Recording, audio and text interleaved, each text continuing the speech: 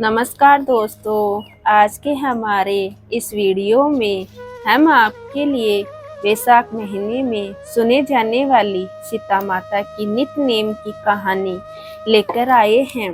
जब भगवान श्री राम वनवास काट रहे थे, तब सीता माता ने 12 वर्ष नित्य नेम की कहानी कहने का 12 साल का नियम ले रखा था।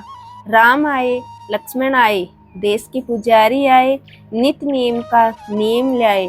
आओ राम, बैठो राम, तपी रसोई जिमो राम, माखन मिश्री खाओ राम, दूध बतासा पियो राम, सूत के पल का मोठो राम, दुसाला ओडो राम, जब बोलू राम ही राम, राम सवारे सबके काम, खाली घर भंडार भरेंगे, सबका बेड़ा पार करेंगे, जय श्री राम, जय जय राम। यही कहानी सीता माता रोज कहती थी और श्री राम इसे सुना करते थे।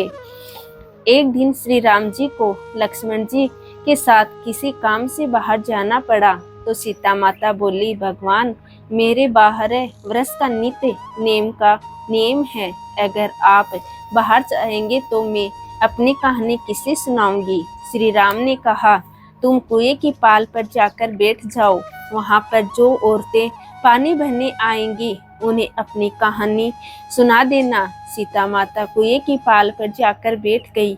एक स्त्री आई, उसने रेशम की जरी वाली साड़ी पहन रखी थी और सोने का घड़ा ले रखा था।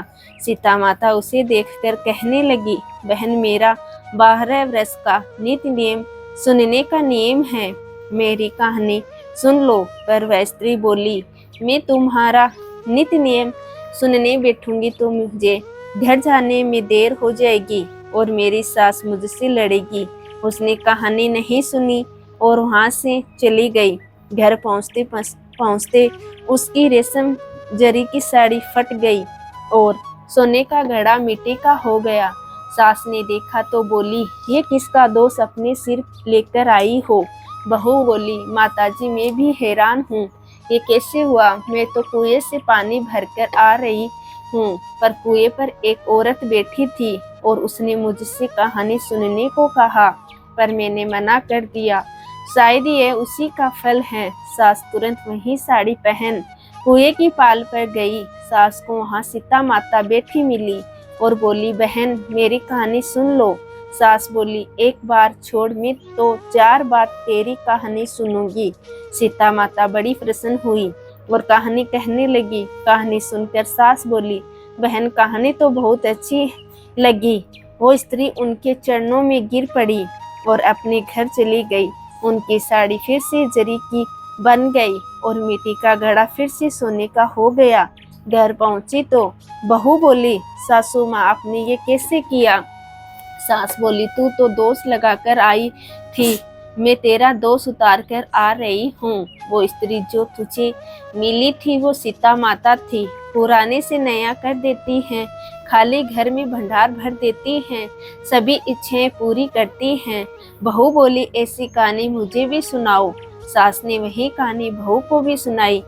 आदि कहानी सुनकर बहू बोली, माताजी कहानी तो बहुत अच्छी है, इसे हम रोज कहा करेंगे। सास बहू रोज सवेरे उठकर कहानी कहने लगी।